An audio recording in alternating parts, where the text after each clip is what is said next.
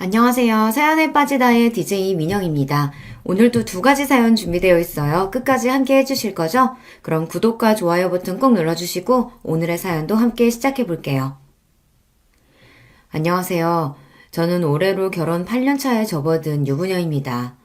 연년생인 남매를 두고 있어요. 올해로 두 녀석 다 초등학교에 입학하면서 자기들도 이제 어린이라며 다 잘한 척을 할 때마다 남편이랑 둘이서 애들 몰래 얼마나 웃는지 모릅니다. 이제 초등학생이 되었으니 신경 써줘야 할 것들이 이래저래 늘기는 했지만 그래도 집에 있는 내내 녀석들 뒤치다꺼리를 했던 시절을 생각하면 요즘은 오히려 짜투리 시간이 늘어났어요. 학교 마치고 잠깐 들어온 아이들 간식 챙겨주기 무섭게 다시 학원을 가거든요. 솔직히 좀 편해지긴 했어도 점점 엄마 손을 벗어나는 것 같아 아쉽긴 해요. 그래도 요새는 학교 못지않게 다들 학원에 가는 통에 학원 보내주지 않으면 친구들이랑 어울리기 힘들다고 하니 이것 또한 아이들이 자라나는 과정이라고 생각하고 있습니다. 결혼해서 생긴 가족이 이 두 녀석뿐만은 아니죠. 남편과 결혼하면서 시댁 식구들 역시 좋든 싫든 저의 법적인 가족이 되었어요. 시댁 식구들 중에서도 유난히 제 마음이 쓰이게 하는 사람은 제 시어머니입니다. 어머님이 뭘 그렇게 잘못했다고 그렇게 마냥 참고만 사세요?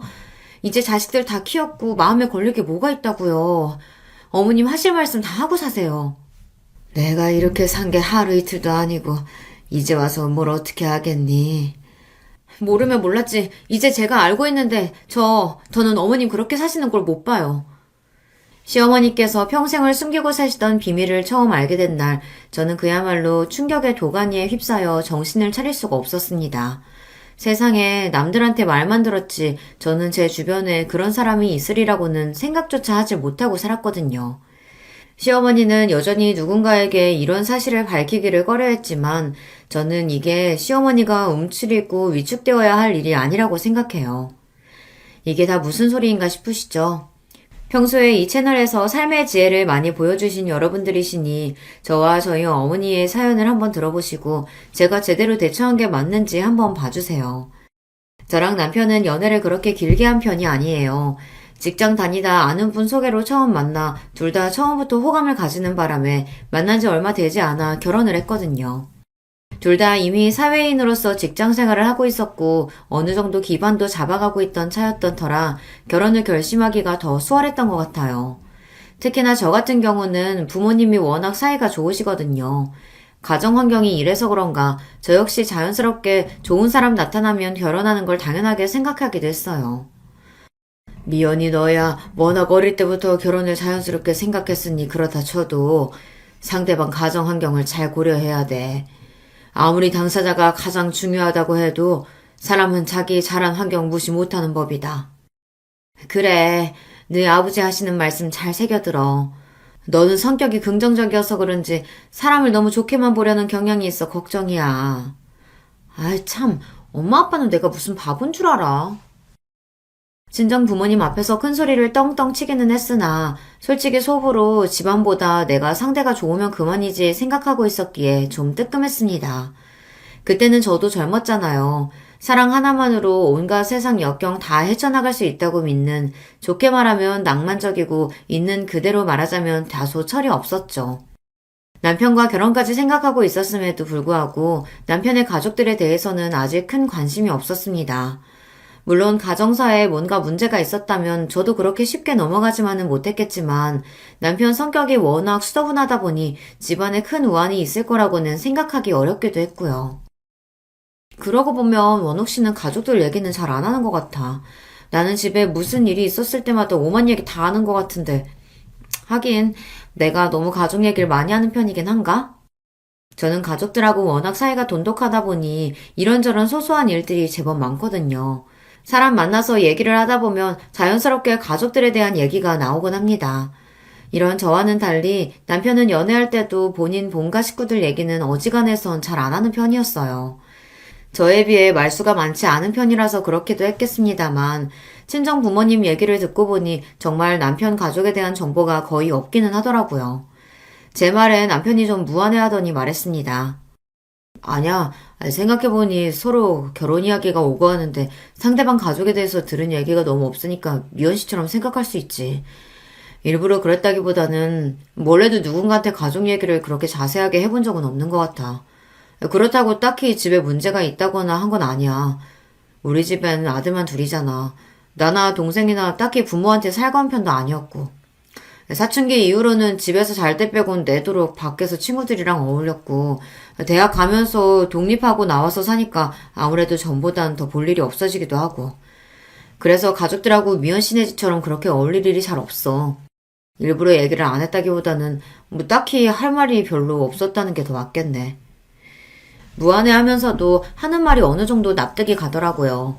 저희 집안 분위기는 서로 스스럼 없이 참견하고 어울리는 게 당연했지만 집안 분위기야 각각의 가족마다 다를 테니까요. 저희가 이렇게 지내고 있긴 하지만 아들만 있는 집들 중에서는 남편네처럼 저렇게 별 이유 없이 서로 대면대면한 집도 꽤 있다고 듣기도 했고요. 그리고 그게 뭐 크게 잘못된 건 아니죠. 이왕이면 서로 잘 지내면 제일 좋기는 하지만 가족 구성원 중에 누군가가 크게 분란을 일으키거나 골칫거리가 아니라면 딱히 문제될 일이 아니라는 생각도 들었어요.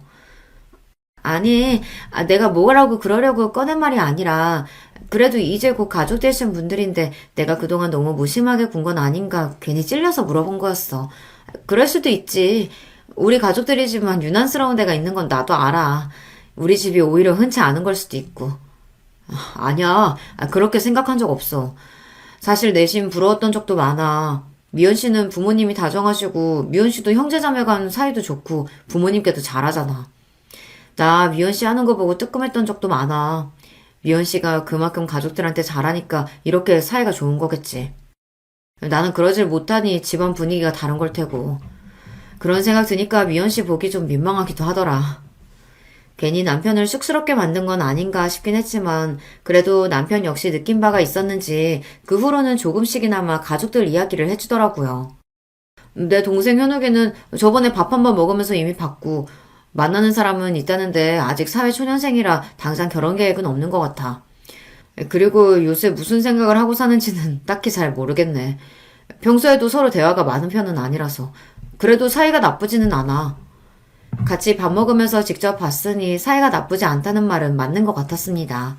요란스럽지는 않아도 저에게는 다정한 남편인데 이게 아내 대하는 거랑 형제 대하는 건 다른 모양인지 남편이나 시동생이나 서로에게 무덤덤한 편이더라고요.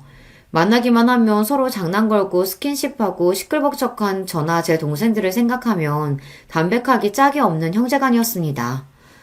부모님은 초등학교 앞에서 거의 30년 가까이 문구점을 하고 계시는데 사실 말이 문구점이지 애들이 왔다 갔다 하면서 필요한 소소한 물건들 파는 그런 곳이라 규모가 그렇게 크지 않아. 부모님께서 두 분 다 문구점을 하셨기 때문에 뭐 어렸을 적부터 나랑 동생은 집에서 둘이 있거나 아님 뭐 학원을 다니거나 그런 경우가 많았고 그래서 부모님이랑 집에서 살갑게 대화하거나 그럴 시간이 많이 없었어. 주연 씨랑은 가정환경이 좀 다른 편이지? 아무래도 어릴 적부터 부모님 두 분 다 일을 하신 것 같으면 부모님께서 항상 바쁘셨을 테니까 사이가 대면대면하다는 말이 조금 이해가 가기도 했어요. 덤덤하게 얘기하는 남편 말을 듣고 있자니 말은 저렇게 아무렇지 않은 것처럼 해도 한창 부모님 돌봄을 받아야 할 나이에 동생까지 챙겼어야 했으니 조금은 결핍이 있지 않을까 하는 생각도 들었습니다. 그래서 괜히 농담처럼 물었어요.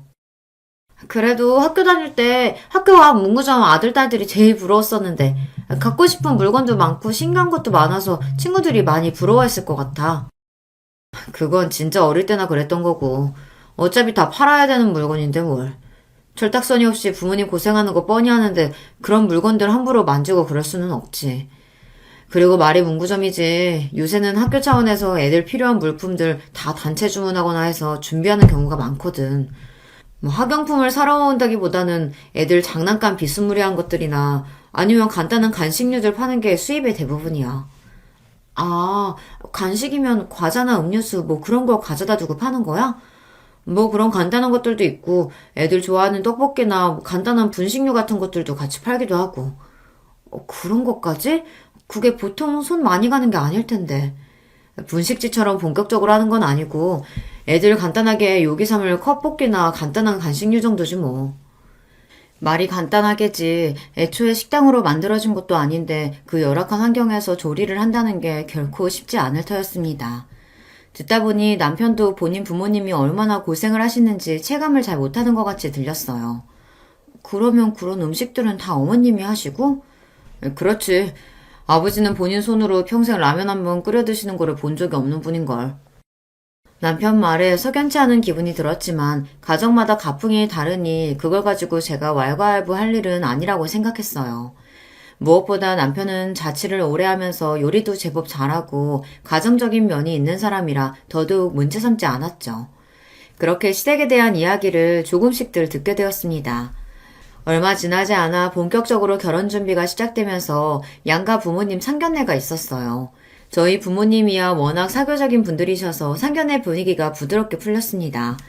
시댁 쪽에서도 저희 결혼에 대해 딱히 불만이 있어 보이진 않았어요. 하하, 살다 보니 이렇게 참한 며느리 보는 날도 오고 자식 키우다 보니 이렇게 좋은 날도 오네요. 시아버지께서 호탕하게 껄껄 웃으시며 말씀하셨습니다. 어찌되었든 첫 만남에 저를 마음에 들어 해주시니 저도 기분이 나쁘지 않았어요. 시아버지 옆에 앉아 계시는 시어머니는 말없이 다소 경직된 미소만 지으실 뿐 옆에 앉은 남편 하는 말에 주로 고개를 끄덕이셨습니다. 말씀이 많지 않다는 첫인상을 받았어요. 그렇게 상견례 자리 내내 시어머니 목소리를 듣는 일은 거의 없었어요. 말씀은 주로 시아버지께서 다 하셨습니다.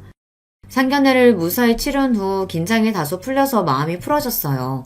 남편과 그날 있었던 일을 두런두런 나누던 차에 제가 말했습니다. 아버님께서 참 호인이시더라. 서로 처음 만난 자리니까 어색할 법도 한데 말씀도 잘해주시고 나한테도 좋은 얘기만 해주셔서 내가 긴장이 많이 풀렸어. 당신이 이야기한 것보다 훨씬 다정하신 것 같은데? 그러자 남편이 대수롭지 않게 말했습니다. 아버지 원래 좀 그러셔. 집 밖에서나 처음 만난 사람한테는 쉽게 잘 다가가시고 말주변도 좋으시고 그런 편이야. 정작 나나 엄마한테는 평생 무뚝뚝한 분이긴 하지만. 저야 방금 듣고 본 것이 시아버지에 대해 아는 전부이니 아까 그렇게 활짝 웃으며 말씀하시던 분께서 그렇게 무뚝뚝한 분이시라는 게 상상이 잘 가지 않았습니다. 남편한테 그런 이야기를 듣고 보니 옆에서 내내 말씀이 없으시던 시어머니가 조금 신경이 쓰이더라고요. 그럼 어머니께서는 평소에도 말수가 저렇게 적은 편이셔? 어머니는 좀 그런 편이시긴 해. 우리 키우면서도 큰 소리 한 번을 내신 적이 없으니까. 당신이랑 현욱 씨가 엄청 효자였나 보네. 아무리 말 잘 듣는 애들이라고 해도 어머니가 집에서 소리 한 번 지르지 않고 키우기는 쉽지 않으셨을 텐데. 왜 그런 말도 있잖아. 아들 있는 집 엄마는 아무리 성격이 소녀 같아도 호랑이 엄마가 된다고. 나나 동생이 말을 잘 듣는 편이긴 했어도 엄마가 항상 우리한테 말을 조심하시긴 했지. 우리 무던한 성격은 아무래도 엄마 쪽에서 온 게 아닌가 싶어. 얘기를 듣다 보니 시어머니가 더 궁금해지더라고요. 상견례에서 많은 대화를 나누지 못해서 더 그런 것도 있었겠지만 인상 자체가 부드럽고 조금은 주눅들어 보이시는 게 왠지 마음이 더 갔습니다. 앞으로 결혼하면 평생 뵐 뿐이니까 그래도 저희 친정 부모님 닮아서 사교적인 성격인 편인 제가 먼저 살갑게 다가가야지 하고 다짐했습니다. 양가 상견례까지 잘 마쳤겠다. 저희 결혼은 순조롭게 진행되었어요. 그 후로 시댁을 몇 번 더 찾아뵈었지만 여전히 시아버지께서는 제게 친절하셨고 시어머니는 말씀은 많지 않으셔도 늘 저를 반겨주셨어요. 이만하면 제법 괜찮은 시댁이다라는 생각이 들었습니다.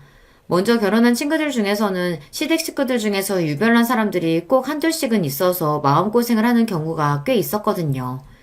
특히 시어머니 문제로 말이에요. 하지만 애초에 말씀 자체가 많지 않으신 시어머니였기 때문에 갈등의 소지는 딱히 보이지 않았습니다. 오히려 곧 며느리로 들어올 저에게 아직도 낯가림을 하시는 것 같았어요. 어머님 이리 주세요. 제가 도와드릴게요. 아니야. 시집 오면 우리 애랑 살면서 살림할 것도 갑자기 확 늘어날 텐데 벌써부터 고생스럽게. 이렇게 저를 배려해 주시는 말씀도 서슴없이 하셨고요. 이런 분이 결혼한 후라고 갑자기 돌변하셔서 며느리 시집살이를 시키실 분으로 보이지는 않았습니다. 그렇게 저와 남편은 드디어 결혼식을 무사히 끝냈어요. 결혼 이후로 짧은 신혼여행을 다녀온 뒤 곧장 회사로 복귀해서 신혼생활에 적응하느라 저와 남편 모두 눈꼴 새 없이 바빴습니다. 생각보다 저희 친정이나 시댁에 갈 일이 그리 자주 있지는 않았어요. 저희 친정에서야 아직 새로운 생활에 적응하느라 바쁜 저를 배려한다고 그러셨겠지만 시댁에서도 굳이 새로 며느리가 된 저를 일부러 불러내시지도 않더라고요. 이 역시 저에 대한 배려라고 느꼈습니다. 그래도 제 입장이 며느리인지라 시부모님께 마냥 신경을 안 쓸 수가 없더라고요.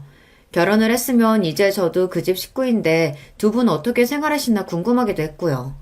그래서 남편보다 일찍 퇴근한 날 남편에게는 따로 이야기하지 않고 시부모님께서 평생을 일해오셨다는 문구점으로 향하게 되었습니다. 어머님, 아버님, 저 왔어요. 아이고, 세아가, 이 시간에 여기는 어쩐 일이냐? 생각지도 못했던 저의 등장에 시어머니와 시아버지 두 분 모두 눈이 휘둥그레졌습니다. 시아버지께서는 놀란 와중에도 버선발로 저를 반갑게 맞이해 주셨어요. 아무래도 시간이 퇴근 시간 무렵이다 보니 초등학생 손님들이 다 빠진 모양인지 가게가 한산했습니다. 말이 문구점이지 남편 말처럼 요새 아이들이 문구점에 와서 학용품이나 준비물을 사는 편은 아니다 보니 규모가 소박한 편이었어요. 남편 말처럼 아이들 장난감이나 놀이거리들이 가득 쌓여있는 한쪽에 떡볶이를 비롯한 간단한 부식들이 놓여있는 공간이 보였습니다. 제 한 평이 될까 싶은 협소한 공간이었죠. 바로 그 공간이 그 좁은 문구점 안에서도 시어머니께서 수십 년을 일해오신 곳이었어요. 주변을 둘러보니 안쪽에 두 분이 잠시 쓸 수 있는 쪽방이 있는 것을 빼고는 요리를 할 만한 공간이 마땅치 않아 보였습니다. 생각처럼 간식 판매하기에는 좀 열악해 보였어요. 며느리에게 예고도 없이 일하는 장면을 보이게 된 게 많이 민망하셨던지 시어머니 얼굴이 좀 붉어 보였습니다. 두 분 당황스럽게 괜히 연락도 하지 않고 불쑥 찾아온 건가 싶었지만 그래도 여기서 일하시면서 제 남편 잘 키워주시고 지금껏 길러주셨으니 저도 가족으로서 오지 못할 곳에 온 것은 아니라고 생각했습니다. 두 분 일하시는 거 보면서 추워도 부끄럽다거나 하는 생각은 감히 해본 적도 없어요. 세상에 존재하는 모든 노동은 고귀한 것이고 두 분이 떳떳하게 일하셔서 버신 돈인데 그렇게 생각할 이유가 전혀 없었죠. 그래서 저는 시어머니 손을 꼭 잡고 말했습니다. 어머니 정말 대단하세요. 저는 워낙에 손재주가 없어서 남들 먹이기는커녕 제 입 하나 채우기도 그렇게 힘들던데 이 근처의 학생들이 어머니 떡볶이를 그렇게 좋아한다면서요? 저도 한번 먹어보고 싶어요. 아이고, 하루 종일 일하느라 고생했는데 겨우 이런 음식 먹어서 되겠어? 이런 음식이라뇨. 저 떡볶이 진짜 좋아해요. 일하는 곳에 처음 찾아온 며느리에게 소박한 음식을 내놓자니 미안하며 어쩔 줄을 모르시면서도 슬그머니 시어머니 표정이 풀어지는 게 보였습니다. 제가 시어머니께 관심을 보이고 옆에 붙어있자 반갑게 맞이하시던 시아버지도 금세 제게 관심을 거두시곤 정리하시던 문구류들을 다시 만지기 시작하셨어요. 아버님도 와서 같이 드세요. 응, 나는 요기한 지가 얼마 안 돼서 이거보다 맛있는 거 사줘야 하는데 그걸로 되겠어? 괜찮아요. 어머님 솜씨가 워낙 좋으시잖아요. 그렇게 생글생글 웃고는 드디어 어머님 떡볶이 맛을 보았습니다. 평소에도 워낙 손맛이 좋은 분이시라 그런지 떡볶이도 진짜로 맛있었어요. 제가 떡볶이를 좋아하기도 하지만요. 어머님, 이 정도 솜씨면 따로 분식집을 차리셔도 대박 나겠어요. 내가 무슨 그럴 재주가 되나, 뭐. 얼굴을 붉히시면서도 새 며느리 칭찬에 기분이 좋으신 듯한 시어머니였습니다. 말수가 많지는 않으셨지만 이렇게 시어머니 말씀하시는 걸 듣고 보다 보면 자기 스스로를 많이 낮추시는 것 같다는 생각이 많이 들었어요. 왠지 모르게 자신감도 좀 없어 보이시고 귀도 눌려 보이시고 한평생 열심히 일하셔서 자식들 다 장성시키고 본인 힘으로 이렇게 생활을 잘 꾸려가고 계신데 그럴 이유가 전혀 없었음에도 말이죠. 그날 집에 돌아와서 밤늦게 퇴근한 남편에게 시부모님의 문구점 첫 방문을 미주알 고주알 떠들어댔습니다. 당신 어머님 떡볶이 그렇게 맛있다는 얘기 왜 안 했어? 내가 먹어보고 얼마나 깜짝 놀랐는지 몰라. 어머님 손맛이 좋다는 건 진작 알고 있었지만 애들한테 왜 그렇게 인기가 좋은지 알겠더라. 나야 뭐 분식류는 잘 안 먹으니까. 그리고 엄마가 평생 만들어 파시던 음식이다 보니 좀 질리기도 해서 손이 잘 안 가기도 했고. 하긴 좋은 것도 3번이면 질린다고 하던데 그걸 평생 본 남편 입장에서는 그럴 수도 있겠다 하는 생각이 들었습니다. 그보다 참 가뜩이나 가게가 그렇게 큰 편은 아닌데 어머님이 시설도 제대로 안 갖춰진 곳에서 한편에서 그렇게 고생하시는 거 보니까 내가 마음이 좀 그렇더라. 이제 어머니 연세도 그리 적지 않으신데. 우리도 직장 잡고 어느 정도 수입이 모이면서 어머니는 이제 쉬셔도 되지 않겠냐고 여쭤봤는데 오히려 어머니가 더 밖에 나가서 일하고 싶어 하시더라고. 어머님 성격이 그리 사교적인 편은 아니셔서 고생스럽지 않으실까 했는데, 아무리 애들이라고 해도 하루 종일 손님 상대하는 게 힘들지 않으실까 싶었는데, 그건 또 아닌가 봐. 아무래도 애들이잖아. 그리고 집에서 하루 종일 아버지만 기다리고 있는 걸 별로 달가워하지 않으시는 것 같더라고. 우리 형제 대학 가면서 둘 다 일찍 독립해서 나오고 집에 있는다고 아버지 외에 돌아올 식구가 있는 것도 아니고 그렇다고 우리 집에 살가운 딸이 있는 것도 아니고 집에만 계시기 어머니도 적적하지 않으실까 해서 그냥 그러시라고 했어. 그렇구나. 그럼 내가 가끔씩이라도 문구 좀 들려서 어머니 말동무도 해드리고 그래야겠다. 당신 퇴근하고 피곤할 텐데 그렇게까지 안 해줘도 돼. 걱정하지 마. 무리해서 그러지는 않을 테니까. 나도 어머님이랑 잘 지내보고 싶어서 그래. 제 말에 남편이 더 말을 보태지는 않았지만 그래도 자기 어머님하고 친해지고 싶다고 하는데 굳이 말리지는 않더라고요. 그렇게 퇴근하고 짬날 때마다 제 체력에 무리가 가지 않는 선에서 시부모님 문구점을 방문하는 일이 잦아지게 되었습니다. 처음에는 하루 종일 일한 사람 수고스럽다며 오지 말라고 손사래를 치던 시아버지께서도 그런 제가 좀 익숙해지셨는지 슬슬 덤덤하게 맞이해 주시기 시작했습니다. 평소 식구들에게 무뚝뚝하다는 남편 말이 틀린 건 아니었는지 오히려 자주 보고 익숙해지자 처음에 살갑게 대해주시던 모습보다 다소 심드렁해지신 시아버지셨어요. 반면 시어머니께서는 조금 달랐습니다. 첫 며느리임에도 불구하고 저를 어려워하시는 티가 역력하셨던 시어머니께서 제가 먼저 살갑게 다가가자 조금씩 마음을 열어주시기 시작하신 거예요. 처음에는 그 좁은 문구점에 엉덩이 붙일 곳조차 마땅치 않아 옆에 서서 어머님을 도와드리겠다고 하는 저를 보고 어쩔 줄 몰라 하셨거든요.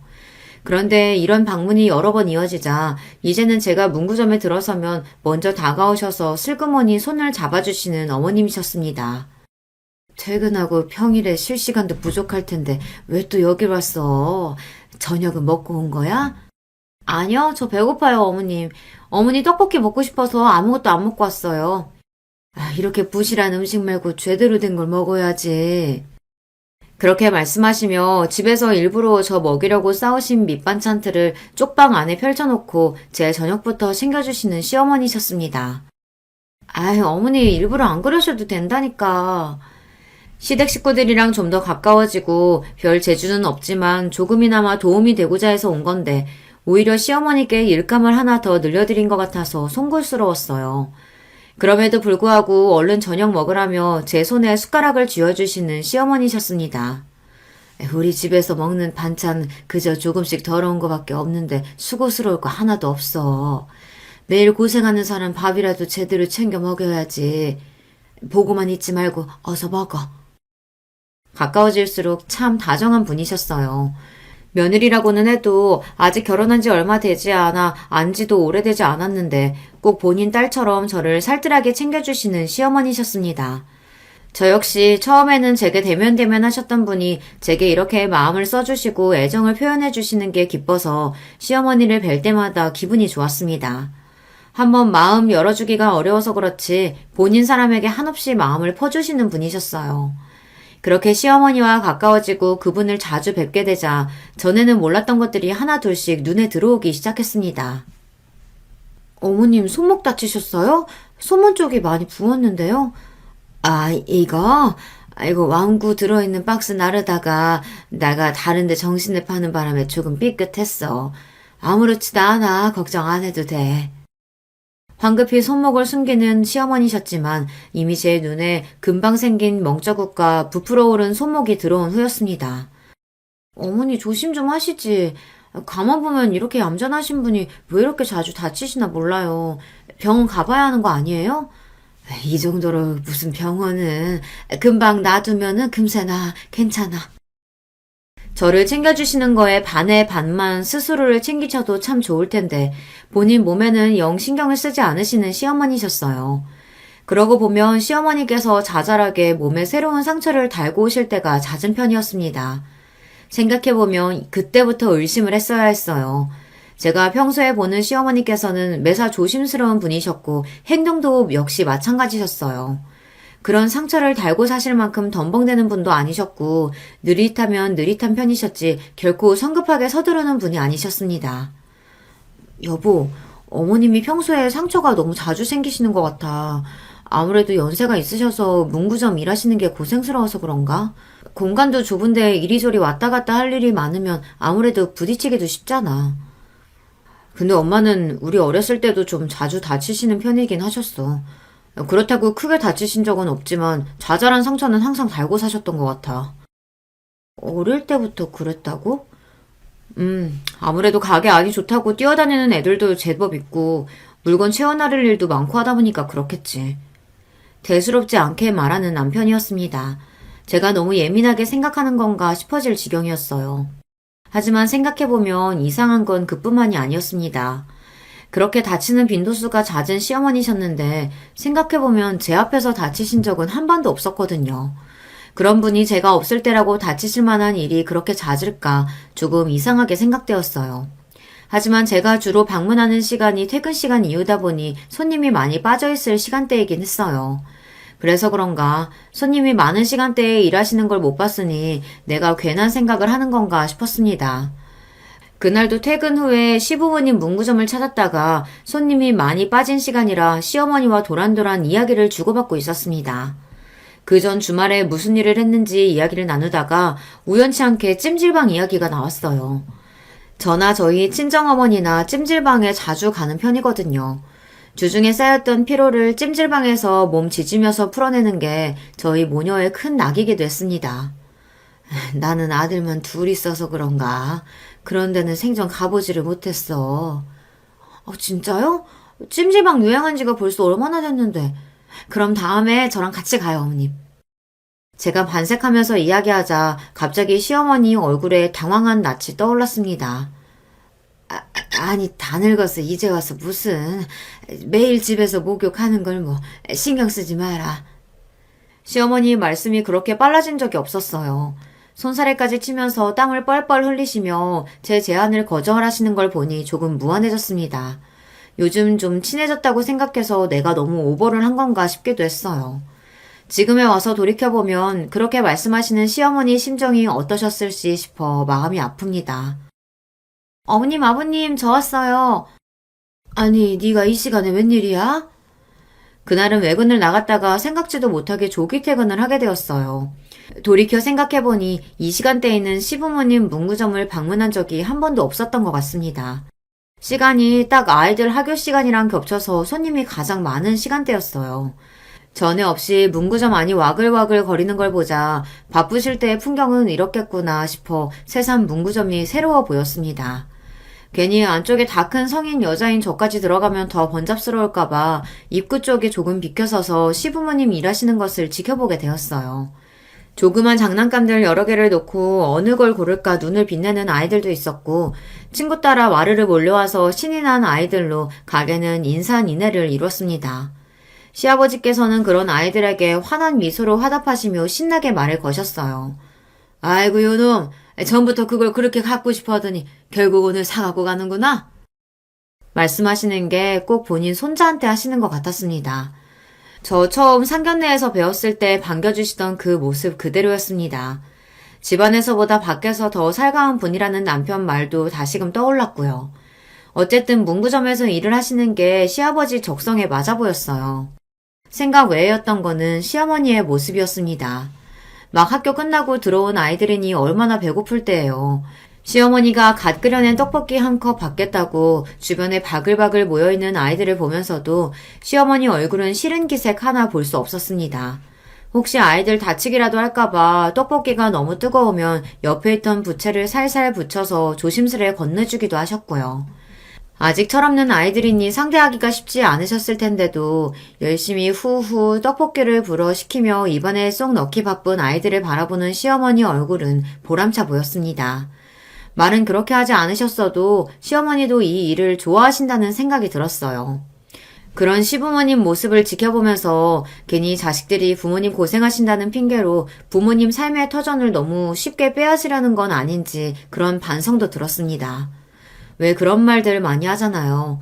은퇴하시고 나면 부모님들이 갑자기 확 늦는다는 거요. 사람이 본인에게 주어진 역할이 있고 하는 일이 있을수록 더 활기차고 생기있게 살 수 있는 법이잖아요. 부모님께 마냥 쉬시라고 하는 것이 능사가 아니라는 생각을 그날 제대로 하게 되었습니다. 어머님, 기분 정말 좋아 보이세요. 어머님이 아이들을 이렇게 좋아하시는지 몰랐어요. 애들도 애들이지만 여기서 일을 하다 보면 내가 쓰임이 있다는 게 참 좋아. 나같이 보잘것없는 사람도 기다려주는 애들도 다 있고. 어머님, 무슨 말씀을 그렇게 하세요? 어머님처럼 이렇게 손맛도 좋고 다정하신 분이 또 어디 계신다고요? 시어머니를 좋아하는 만큼 자기 스스로를 자꾸 낮춰서 이야기하는 시어머니 모습에 속이 많이 상했습니다. 어머니, 그러지 마세요. 어머님처럼 좋은 분이 또 어디 계신다고. 저 그러면 정말 속상해요. 그래, 그래. 알았어. 정말로 속상해하는 저를 보시며 황급히 저를 달래주시는 시어머니셨습니다. 그러고 나서 당분간은 회사 일이 갑자기 바빠지는 바람에 문구점에 잘 들리지 못했어요. 간신히 진행하던 프로젝트를 마무리하고 간만에 또다시 예고 없이 시부모님의 문구점으로 향했습니다. 어머님, 아버님, 저 왔어요. 그래, 세기 오랜만이다. 그렇게 도착한 문구점에는 시아버지 혼자 계셨습니다. 갑자기 들어온 저를 보고 시아버지 얼굴이 당황한 기색이 역력했어요. 아버님, 어머님은 어디 계세요? 그 사람 오늘 몸살기가 있다고 해서 집에서 그냥 쉬라고 했다. 어머, 병원 안 가보시고요? 식사는 하셨대요? 내가 다 챙겨줬으니까 너 신경 쓸 거 없다. 일하느라 바쁜 사람이 뭐하러 여기까지 왔어? 얼른 집에 가, 얼른. 그렇게 한사코 저를 내쫓으시는 시아버지 때문에 얼결에 밀려서 문구점 밖으로 나왔습니다. 시아버지가 시어머니를 잘 챙겨주고 나왔다고는 하시지만 문구점 찾는 아이들에게면 몰라도 평소에 시어머니에게 그렇게 살갑게 대하지 않는 시아버지셨어요. 정말로 편히 잘 쉬고 계시는 건지 걱정스러운 마음에 죽집에서 죽을 포장해다 시댁으로 향했습니다. 문구점에는 자주 들렀어도 일하시느라 시부모님께서 시댁을 비우실 때가 많아서 제가 시댁으로 찾아가는 일은 그렇게 많지 않았어요. 저로서도 오랜만에 시댁 방문이었습니다. 그렇게 도착해서 시댁 초인종을 눌렀어요. 띵동 띵동 여러 번 초인종을 눌렀는데도 안에서는 대답이 없었습니다. 혹시 주무시는 건가 싶어 내가 너무 요란을 떨었나 생각하고 있는데 안쪽에서 우당탕 소리가 들리더니 황급히 시어머니가 문을 벌컥 여셨습니다. 어머, 너 어떻게 여기까지 다 왔어? 허둥지둥 제게 말씀하시는 시어머니를 보고 저는 순간 몸에 피가 다 얼어붙는 줄 알았어요. 시아버지 말씀에 따르면 몸살에 걸렸다는 시어머니는 꼴이 말이 아니었습니다. 머리는 어디서 뜯겼는지 산발에 집안에는 가재도구가 나동그라져 있고 시어머니는 지금 눈앞에 서 있는 게 며느리인지 아닌지 정신도 제대로 차리시지 못하는 것 같았어요. 무엇보다 저를 경악하게 했던 건 시어머니 얼굴에 선명하게 남아있는 멍자국이었어요. 어머니, 도대체 이게 다 무슨... 그게 아니라... 시어머니 얼굴을 보고 경악에 차서 소리를 버럭 지르는 제 모습에 시어머니는 순간 주춤했습니다. 그제야 당신 눈앞에 서 있는 사람이 누구인지 제대로 인식을 하신 것 같았어요. 그만큼 시어머니께서도 경황이 없으셨다는 거겠죠. 나중에 알고 보니 이렇게 선명한 폭력의 흔적을 시아버지 외에 누군가에게 보이는 것 자체가 그날이 처음이셨던 거예요. 분명 시어머니는 공포에 질려 있었습니다. 어머님, 대체 누가 이랬어요? 이게 무슨 일이에요, 네? 아니야. 그건 아무리 좋게 봐주려고 해도 인간의 주먹이 만들어낸 명백한 폭력의 흔적이었어요. 당연히 의심스러운 건 시아버지였습니다.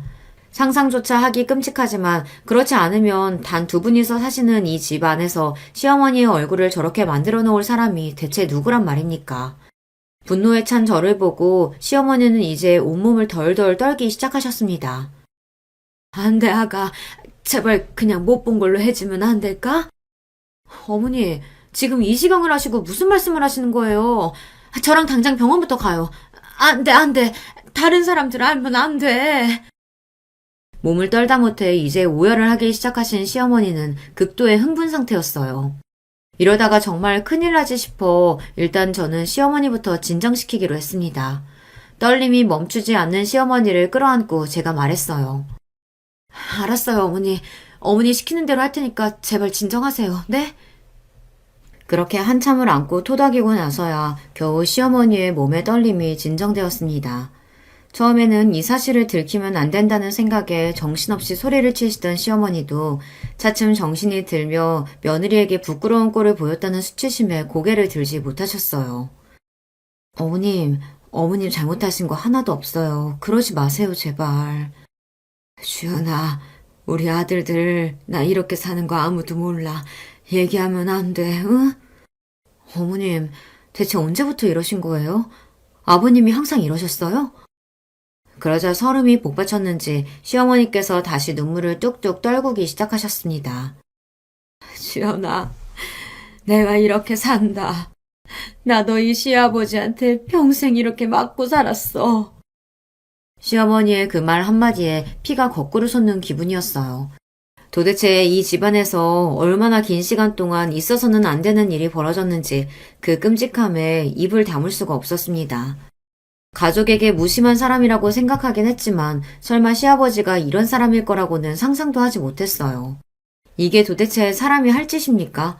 잘못이 있다고 하더라도 사람한테 손찌검을 해서는 안 되는 일인데 시어머니는 평생 시아버지 하는 말에 군말 없이 따르기만 하는 순종적인 분이셨습니다. 아무리 생각해도 시어머니가 이런 대접을 받을 이유가 없었어요. 더 기가 막혔던 건 평생 이렇게 사셨는데도 남편을 비롯한 아들 둘이 이걸 평생 몰랐다는 겁니다. 어머님, 아들들이 정말 몰랐다는 거 확실해요? 애들은 몰라. 원욱이도 현욱이도 절대 몰라. 내가 이거 모르게 하느라고 얼마나 애를 썼는데. 어머니, 도대체 이런 걸 왜 참고 사셨어요? 어머니가 뭘 잘못했다고요? 나도 네 시아버지 이럴 때마다 정말 끔찍했지만 그래도 애들한테 손 안 대는 게 어디야 라고 생각했어. 그 사람도 자식 보기 부끄러운 줄은 알았나 본지 평소에는 화가 나서 나한테 손을 대도 얼굴이나 눈에 드러나는 곳을 건들진 않았었는데 얼마 전에는 자기 성질을 못 이겨서 이렇게 만들어 놓긴 했지만 그래도 이렇게 얼굴을 대놓고 때리는 경우는 많지 않았어. 자기도 해놓고 나서 놀라는지 며칠 가게 나오지 말라고 하더라. 그게 지금 할 소리입니까? 사람 얼굴을 이 지경으로 만들어 놓고 병원에 가지는 못할 망정 집안에 박혀 있으라고 한 거나 마찬가지잖아요. 하기야 제정신이 박혀 있는 인간이라면 어떻게 자기 부인을 이 모양으로 패놓을 수가 있습니까? 시아버지가 정말이지 야차같이 느껴졌습니다. 그때는 어떻게든 시어머니를 이런 끔찍한 환경에서 빼내야 한다는 생각밖에 들지 않았어요. 어머님, 이러다가 정말 큰일 나요. 한번 손찌검하기 시작한 사람은 절대 그 버릇 못 고친대요. 그래도 한번 이러고 나면 자기도 양심이 있는지 한동안은 안 건드려. 괜찮을 거야.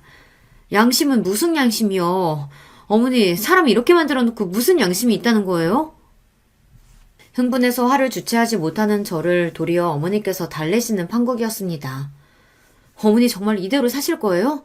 어머니가 괜찮으실진 몰라도 저는 어머니 이렇게 사시는 거 절대 못 보겠어요. 그러고는 그 자리에 주저앉아 펑펑 울기 시작했어요. 처음에는 우는 저를 보고 어쩔 줄을 몰라 하시던 시어머니께서도 이내 제 옆에 주저앉아 엉엉 울음을 쏟아내기 시작하셨습니다. 마치 그간의 서름을 다 쏟아내려는 듯 말입니다. 그리고 정말이지 칼을 가는 한 달여의 시간이 지났습니다. 그동안 일부러라도 문구점을 찾아가거나 하는 등의 혜연아 시아버지 마주칠 만한 짓을 하지 않았어요. 만반의 준비를 마치기 전까지 발톱을 숨기고 때를 기다렸죠.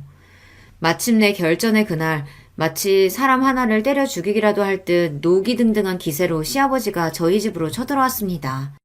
목표는 저희가 아니라 시어머니였어요. 이 에페나가 정말 미쳤나? 다 늙어서 이혼은 무슨 이혼이야? 자식들 앞에서 추대 부리지 말고 당장 나오지 못해? 제 손을 꼭 잡은 시어머니의 손이 사시나무 떨리듯 떨리기 시작했습니다. 저는 불어 시어머니 손을 더욱 힘을 주어 잡았습니다. 당장이라도 시어머니께 달려들 듯한 시아버지 앞을 남편이 막아섰어요. 지금 추태는 누가 부리고 있는데 그동안 자식들 모르게 내 어머니한테 손찌검해놓고 어떻게 뻔뻔하게 여기까지 쳐들어올 생각을 합니까? 아버지가 그러고도 사람입니까? 분노에 차 사자어를 지르는 남편을 보고 시아버지는 주춤했습니다. 당신이 제 마누라 손찌검한 사실을 아들이 알고 있었다는 것에도 놀란 것 같지만 이제는 장성해서 자기보다 머리 하나는 더 큰 아들 기세에 눌린 거였죠. 폭력이라는 게 결국 저런 겁니다. 자기보다 약한 사람 내리찍는 사람은 그보다 더 물리적으로 우세한 사람에게 주눅들기 마련이죠. 아무리 자식이라도 시아버지가 남편 힘을 이길 수 있을 리가 만무했으니까요. 결국 시어머니께 그리 절대자처럼 군림하던 시아버지도 저리 별것 없는 인간이었다 그 말입니다. 너 지금 무슨 말도 안 되는 소리라는 거야? 설마 정신 나간 네 어미가 하는 말 믿는 건 아니지? 정신 나간 건 내가 아니라 당신이야. 그 긴 세월 자기 부인을 이렇게 학대해놓고 그게 미친 짓이 아니면 뭐야? 나 더는 당신같이 끔찍한 인간이랑은 못 살겠어. 이게 진짜? 자식들이 앞에 있는데도 성질을 못 이기고 손을 올리는 시아버지 앞을 저희 부부가 막아섰습니다. 진짜 미쳤어요? 이러고도 내 엄마한테 정신 나갔다는 소리를 해? 두 번 다시 어머님 앞에서 손 올릴 생각하지 마세요. 경찰에 신고할 거예요. 그러고는 바닥에 그간 모았던 증거 자료를 촥 뿌렸습니다. 그걸 본 시아버지 얼굴이 새파랗게 질렸습니다. 수십 년간 당신이 제 아내 몸에 남긴 폭력의 흔적들이 고스란히 담긴 사진들이었으니 그럴만도 했죠. 저 끔찍한 시압이라는 작자가 빠져나갈 구멍이라고는 바늘 들어갈 자리조차 없었습니다. 나 그저 내 자식들 상처받지 않고 자라게 해야 한다는 생각에 당신 끔찍한 손찌검 지금껏 참고 또 참고 살아왔어. 내 자식들 정말 상처 주지 않으려면 내가 스스로를 지켜야 하는데 당신한테 억눌려 살면서 내가 나 스스로를 가장 함부로 대하며 살았어. 나 이제 더는 그렇게 안 살아. 당신은 당신이 지은 죄값 치르면서 혼자 쓸쓸하게 살아. 여전히 자신에게 폭력을 행사한 남편에게 겁에 질려 있으면서도 덜덜 떠는 목소리로 한 맺힌 지난 세월을 당당하게 소리치는 시어머니였습니다. 저분 성정에 저런 말씀을 하시기까지 얼마나 많은 상처를 입으셨을까 생각하니 곁에 서 있는 저도 남편도 눈물을 참을 수가 없었어요. 행여나 엄마 앞에 나타나서 더러운 짓거리 할 생각 말아요. 나나 현욱이나 더는 당신 손에 엄마 두지 않을 테니까. 내 엄마한테 손댄 거 안 순간부터 우리 형제한테 아버지는 없습니다. 다신 우리 앞에 나타나지 말아요. 자기가 죄다 잘못해놓고도 뭐가 그리도 분한지 씩씩대던 시아버지가 당장이라도 사단을 낼 기세인 남편에게 눌려 마지못해 자리를 피했습니다. 긴장이 풀렸는지 다리에 힘이 풀린 시어머니가 그대로 주저앉으셨어요. 잘하셨어요. 잘하셨어요, 어머니. 그렇게 세 식구가 얼싸안고 또다시 펑펑 울었습니다. 사건의 전말은 이러했어요. 시어머니는 극구 만류하셨지만 본인 어머니가 어찌 사셨는지 아들들이 모르는 건 말도 안 됐습니다. 수차례의 설득 끝에 간신히 시어머니를 설득해 남편과 시동생에게 사실을 알리기로 했습니다. 어떻게 아버지가 이럴 수 있어? 어떻게 사람이 이런 짓을... 우린 그것도 모르고 자식이 돼서 엄마가 이렇게 산 줄도 모르고...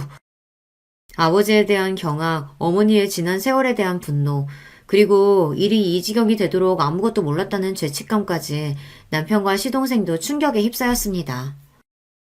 내가 이런 끔찍한 일을 당신한테 알리기로 한 건 지금부터는 무조건 당신이랑 도련님이 어머니 편이 되어줘야 하기 때문이야. 평생 자기 샌드백 취급한 아내인데 이제 와서 반항한다고 들어먹을 양반도 아니고 지금부터라도 아들들이 어머님을 확실하게 보호해줘야 한다고. 알았어? 그렇게 분노에 찬 두 아들들의 절대적인 지지를 얻어낼 수 있었습니다. 그 다음은 이혼 소송과 형사 고발을 위한 자료 수집이었어요.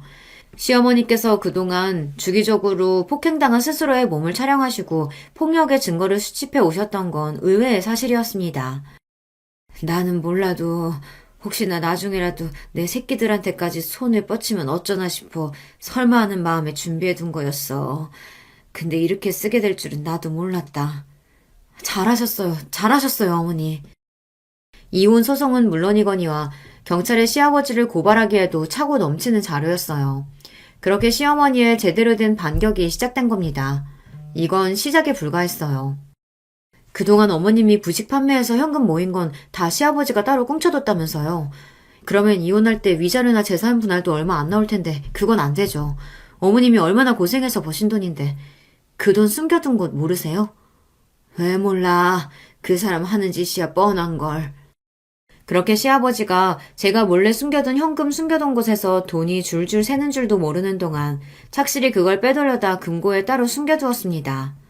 와, 저는 은행 안 가는 사람 있다는 말만 들었지 현금을 그렇게나 숨겨둔 사람은 또 처음 봤네요. 애초에 세금 몇 푼 안 내보겠다고 숨겨둔 돈이니 어디 신고도 못할 테고 고스란히 시어머니 새 출발 자금이 될 돈이었습니다.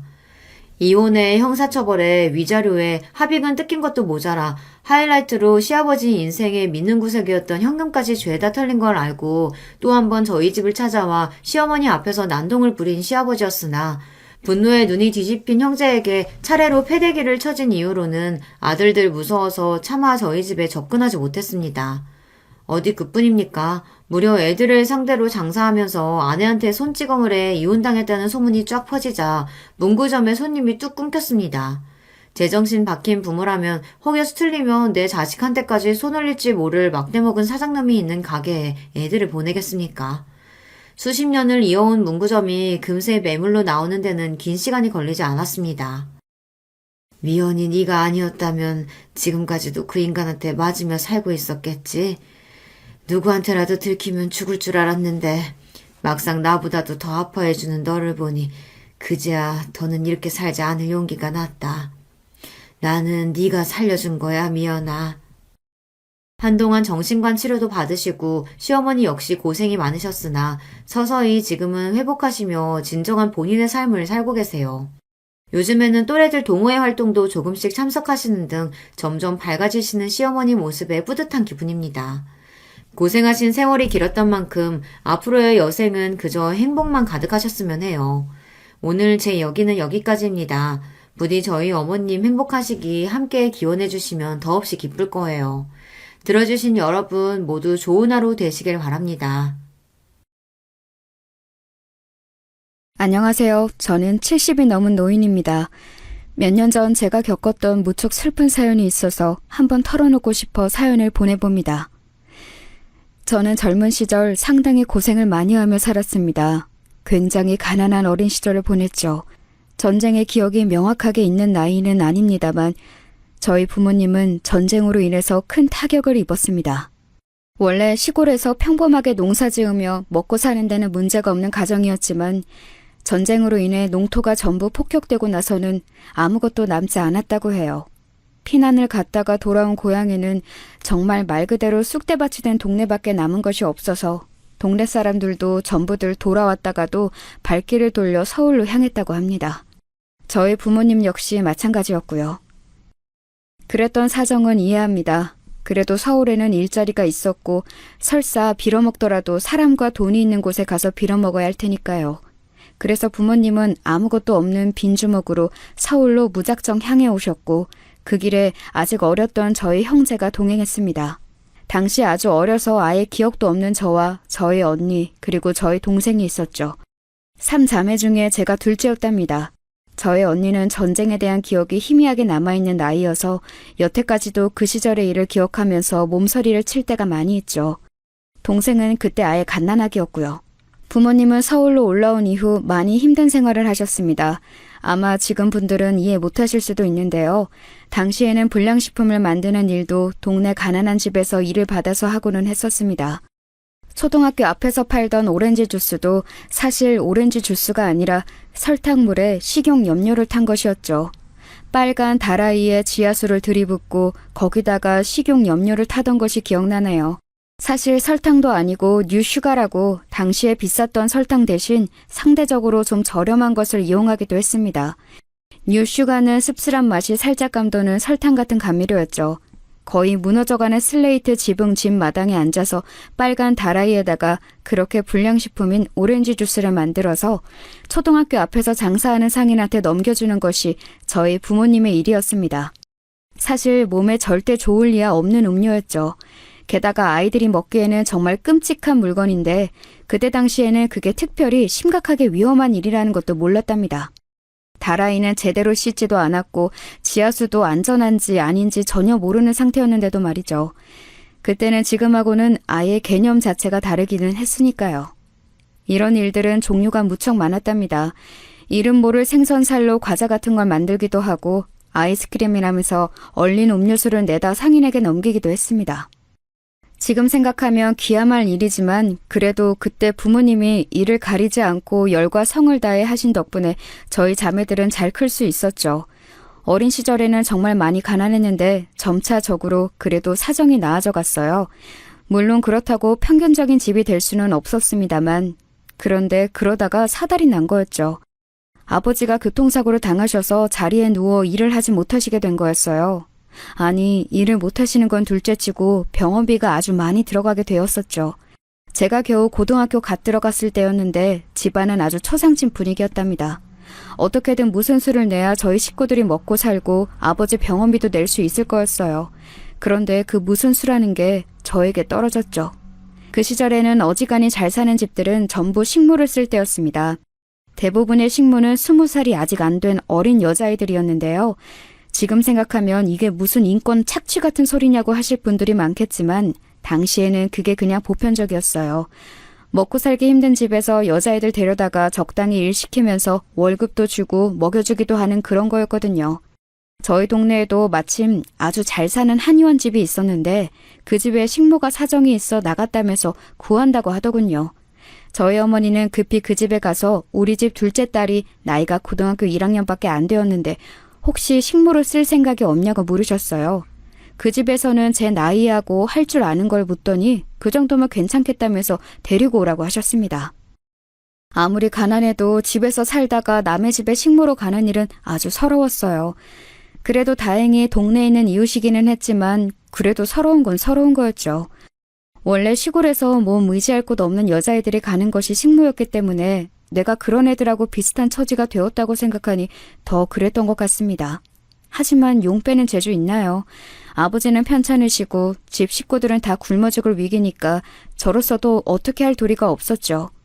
그래서 결국은 얌전하게 그 댁으로 들어갔어요. 식모는 밤 늦게까지도 그 댁 사람들이 부르면 바로 일어나서 일을 해야 하기 때문에 집으로 꼭 들어가야 하는 위치였죠.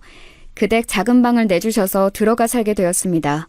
처음에는 무척 서럽고 힘들게 생각했는데 지내다 보니까 생각보다는 괜찮았어요. 아무래도 저희 집은 동네에서 제일 구석진 곳에 있었고 슬레이트 지붕을 인 납작한 집이어서 여름에는 정말 미친 듯이 더웠거든요. 사우나나 찜질방 저리 가랄 정도로 덥고 습도가 높았어요. 하지만 잘 사는 집이라서인지 한옥 기와 지붕도 높고 마당도 작지만 있어서 물을 뿌려 두셨거든요. 여름에는 마당 한켠에 물을 담가두고 거기에 수박도 넣어두고요. 음식을 잘 해잡수는 집이라서 저도 그곳에서 그간 먹어보지 못한 음식들을 잘 얻어먹었었지요. 일은 열심히 하는데도 살이 도리어 찔 정도였어요. 그리고 그댁 어른들도 좋은 분들이셨고요. 어르신이 한의원을 하셨는데 상당히 용하다고 소문난 분이어서 저희 아버지 침도 따로 놔주시고 약도 지어주시면서 돈도 받지 않으셨습니다. 덕분에 아버지가 절름거리면서라도 일어나 움직이실 수 있게 되어 무척 기뻤었죠. 하지만 그댁 자녀들은 좀 못된 데가 있어서 제가 밤에 일 마치고 좀 쉬려고 하면 꼭 불러다가 물을 떠다 달라, 옷을 다려달라, 신발을 가져다 달라 이래저래 시키는 일이 많았어요. 그렇다고 아주 악하고 못된 애들은 아니었는데 좀 얄미운 구석이 있었죠. 어떨 때는 그렇게 당하는 것이 억울해서 한 달에 한 번 있는 쉬는 날에 집에 가서 언니한테 마구 일러댔어요. 어린애들이 그렇게나 저를 부려먹는다고요. 사실 언니는 첫째 딸로서 자기가 집안을 책임지지 못하고 제가 대신 고생을 하는 것에 무척 미안함을 표현하고는 했어요. 언니는 저하고 5살 차이로 이미 20살이 넘어 성인이었기 때문에 식모로 들어가기에는 나이가 좀 있었던 거였죠. 원래 언니가 자기가 가겠다고 했지만 그 댁에서도 좀 어린아이가 그 집 자녀들이 대하기도 낫다면서 거절했었어요. 그런 상황이니 언니가 저한테 얼마나 미안했겠어요. 하도 미안해해서 제가 걔네들이 그렇게 못된 애들은 아니라고 그냥 좀 얄미울 뿐이라고 언니한테 도리어 해명을 해야 할 정도였죠. 장녀로서 아무것도 못해서 정말 너무 미안하다면서 언니는 제 손을 잡고 계속 주무르고 크림을 발라주었어요. 당시에는 화장품 크림을 방문 판매 아주머니들이 팔고는 했었는데 언니가 몰래 그거 하나를 사놓고서 제가 물일 때문에 손이 튼 걸 보고는 발라주고 했었죠. 언니의 그 손길 하나가 얼마나 큰 위로가 되었는지 몰라요. 당시 엄마는 아버지를 간병하고 돈을 버느라 저한테 신경을 쓸 여력이 없었고 언니 역시도 밖에 나가 식당에서 일을 하면서 돈 버느라 바빴는데 엄마가 아닌 언니가 저한테 정말 많이 배려를 해주었거든요. 동생은 아직 어렸지만 저한테 미안하다면서 빨리 다시 같이 살고 싶다고 매달렸었고요. 그래도 어려웠던 그 시절을 저희는 최선을 다해 같이 이겨냈어요. 주인댁 어르신의 침과 약 덕분에 아버지가 조금씩이라도 거동을 하게 되었고 덕분에 어머니의 간병 부담이 상당히 줄어들게 되었습니다. 언니는 식당에서 일하면서 그 식당 주인 눈에 들어서 좀 더 높은 급여를 받게 되기도 했고요. 그 즈음에 제가 20살이 넘게 되면서 주인 댁에서 나오게 되었죠. 아직 아이들이 어리니 고등학생쯤 되는 식모여야 애들이 좋다면서요. 주인 댁 어르신은 좋은 분이었기 때문에 제가 그만둘 때쯤 꽤 큰 돈을 저한테 쥐어주셨습니다. 지금으로 말하면 이를테면 퇴직금 같은 거였죠. 어르신이 하셨던 말씀이 기억나네요. 갑자기 큰 돈 생겼다고 막 쓰지 말고 꼭 이거 쥐고 발판 삼아 더 잘 살 생각을 해야 하는 거란다. 알겠니? 어르신이 하신 말씀은 진심으로 걱정해서 하신 말씀이었습니다. 아예 돈을 써본 적이 없는 애한테 큰 돈을 쥐어주니 아무래도 걱정이 되셨던 것 같았어요. 하지만 그 돈을 알게 된 어머니는 당연히 집안 식구들이 나눠 써야 한다고 주장하셨습니다. 그게 논쟁거리가 된다고도 생각하지 않으셨던 것 같아요. 그냥 그때까지 모든 식구들이 나가서 돈을 벌어오면 곧장 집안 생계비로 전부 다 써버렸으니까요. 하지만 저는 그때 처음으로 좀 억울한 마음이 들었습니다. 당시에는 이미 언니와 어머니 그리고 제가 그간 벌어왔던 돈이 모여서 생계에 큰 지장은 없었어요. 어르신의 도움으로 아버지도 이제 거동이 가능해서 병원비도 크게 들지 않았고요. 아니, 그때쯤 이미 병원에서는 아버지가 아무리 치료를 받아도 이 이상 낫지는 않을 거라는 판단을 내린 뒤였습니다. 그러니 사실 집안에 반드시 필수적으로 들어가야 할 큰 돈은 없는 셈이나 마찬가지였는데 제 돈을 가져다가 막무가내로 써버리시려고 하니 저는 억울했던 거죠. 어머니는 그 돈으로 조금 나은 집으로 이사를 갈 거라고 꿈에 부풀어 있었습니다. 집도 옮기고 옷도 사고 화장품도 사서 어머니 자신을 좀 꾸미고 싶다고요. 사실 평생 고생만 하며 일을 해온 어머니 입장에서 못할 생각도 아니긴 했습니다만 아직 어렸던 저는 그게 너무 싫었어요. 저는 어머니한테 이 돈 못 내드린다고 대들었습니다. 어머니는 큰 충격을 받으셨죠. 여태까지 장녀와 차녀와 어머니가 힘을 합해 어려운 집안을 잘 이끌어오고 있다고 생각했는데 이제 성인이 된 차녀가 갑자기 돈 내놓기 싫다고 대든 것이나 다름없었으니까요. 지금 생각하면 어머니가 당시 얼마나 충격적이셨을까 이해되는 면도 있어요. 하지만 당시에는 정말 그 돈을 드릴 수가 없었죠. 내가 어떻게 그 집에서 식모 노릇을 하며 갖게 된 돈인데 그 집 어르신이 나한테 쥐어주신 돈인데 왜 집의 가족들이 이걸 쓰려 하는지 이해할 수가 없었어요. 아니, 이해는 할 수 있었지만 용납이 되지 않았던 거였죠. 어머니는 불같이 화를 내셨지만 저를 도와줬던 것은 바로 언니였습니다.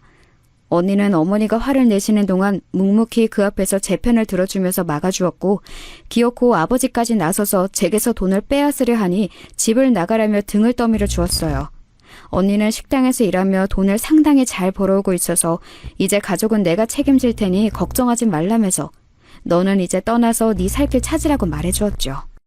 그 말이 얼마나 고맙던지요. 지금 생각하면 겨우 20대 중반이었던 어린 언니가 어떻게 동생한테 그런 아량을 베풀어줄 수 있었던 것인지 알 수 없어요. 저는 언니의 말을 듣고 곧 집을 나와서 미리 소개를 받아두었던 봉제 공장으로 들어갔습니다. 식모살이를 했던 댁에서 이제 돈 벌 곳이 없다면 이곳으로 가라면서 소개를 해주셨던 곳이었죠. 여러모로 고마운 댁이었어요. 그리고 그곳에서 남편을 만나 결혼했습니다. 일한 지 3년 만에 23 꽃다운 나이에 웨딩드레스를 입었죠. 남편은 봉제 공장과 거래하는 소매점의 사장으로 저와 나이 차이는 좀 있었지만 무척 다정하고 좋은 사람이었습니다. 다혈질이었던 저희 친정아버지하고는 완전히 다르게 온화하면서도 섬세한 사람이기도 했죠. 저는 결혼 후 그래도 친정에 가봐야겠다 싶어서 친정으로 향했습니다. 집 나간 딸이었지만 번듯한 사위를 데리고 왔으니 이제 부모님이 기뻐하시지 않을까 기대 반 설렘 반이었죠. 하지만 부모님의 반응은 제가 기대했던 것과는 완전히 달랐어요. 가족 버리고 남자 찾아 쫓아간 계집애라면서 부모님은 저를 아예 보려고도 하지 않으셨죠.